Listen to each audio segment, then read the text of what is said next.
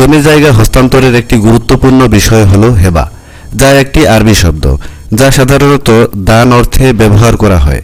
তবে প্রচলিত ধারণা অনুযায়ী দান এবং হেবার মধ্যে কিছুটা পার্থক্য রয়েছে। জায়গা জমির ক্ষেত্রে দান সাধারণত সকল ধর্মের মানুষের জন্য ব্যবহার করা হয়।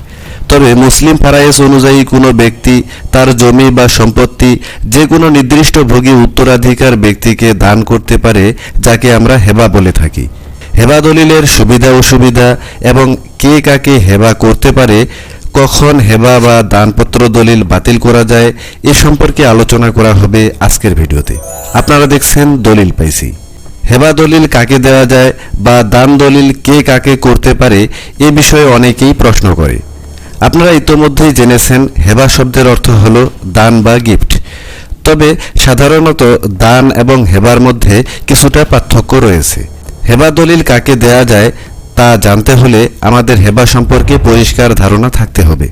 দান এবং হেবা একই অর্থে ব্যবহৃত হলেও দুইটি ভিন্ন উদ্দেশ্যে এই দুইটি শব্দ ব্যবহার হয়ে থাকে।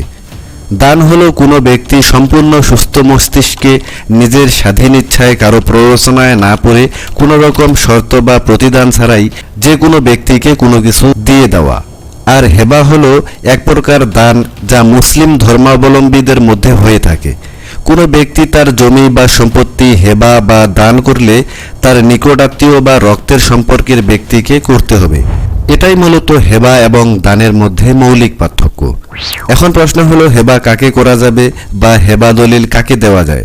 মুসলিম ফারায়েজ আইন বা উত্তরাধিকার আইন অনুযায়ী হেবা সংঘটিত হবে 3 ডিগ্রি বা 3 প্রজন্মের মধ্যে।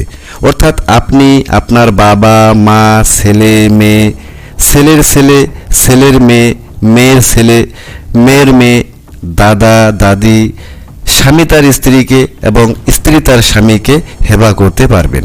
ভাই তার আপন বোনকে এবং বোন তার আপন ভাইকে হেবা দলিল করে জমি বা সম্পত্তি দিতে পারবেন।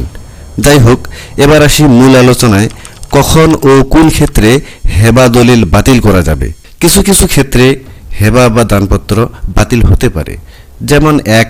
দখল হস্তান্তরের পূর্বে। যদি হেবা বা দানের মাধ্যমে কোনো সম্পত্তি হস্তান্তর করা হয়ে থাকে কিন্তু গ্রহীতা এখনও সেই সম্পত্তি দখল বুঝে না পান, তাহলে দলিল বাতিলের জন্য আবেদন করা যেতে পারে। 2. জালিয়াতি বা প্রতারণা। যদি হেবা বা দান দলিল জালিয়াতি বা প্রতারণার মাধ্যমে করা হয়ে থাকে, তাহলে ভুক্তভোগী আদালতের মাধ্যমে এটি বাতিলের জন্য আবেদন করতে পারেন। 3. অসৎ উদ্দেশ্যে হেবা। যদি দেখা যায় যে হেবা বা দান করার উদ্দেশ্য অসৎ ছিল, যেমন দেনমোহর এড়ানো বা অন্য কোনো ব্যক্তিকে ঠকানো, তাহলে আদালত এ ধরনের হেবা বাতিল করতে পারে। 4. শর্তভঙ্গ। যদি হেবা বা দান দলিলে কোনো শর্ত উল্লেখ করা হয়ে থাকে এবং গ্রহীতা সেই শর্ত ভঙ্গ করে, তাহলে দাতা আদালতের মাধ্যমে দলিল বাতিলের আবেদন করতে পারেন। 5. আইনগত ত্রুটি। যদি হেবা বা দান দলিলের আইনগত ত্রুটি থাকে, যেমন রেজিস্ট্রেশন সমস্যা বা প্রয়োজনীয় কাগজপত্র না থাকা, তাহলে দলিল বাতিল হতে পারে। 6. সম্পত্তি ফেরত চেয়ে আবেদন। কোনো কারণে দাতা যদি মনে করেন যে গ্রহীতা সম্পত্তিটির অপব্যবহার করছেন, তাহলে আদালতের মাধ্যমে ফেরত চেয়ে আবেদন করতে পারেন। অন্যদিকে একবার যদি গ্রহীতা সম্পত্তির দখল বুঝে পান এবং দলিলটি বৈধভাবে সম্পাদিত হয়ে থাকে, তাহলে সাধারণত দলিল বাতিল করা কঠিন। তবে উপরে উল্লেখিত ক্ষেত্রগুলোতে আদালতের মাধ্যমে দলিল বাতিলের সুযোগ রয়েছে। ভিডিওটি কেমন লাগলো কমেন্ট করে জানাতে ভুলবেন না।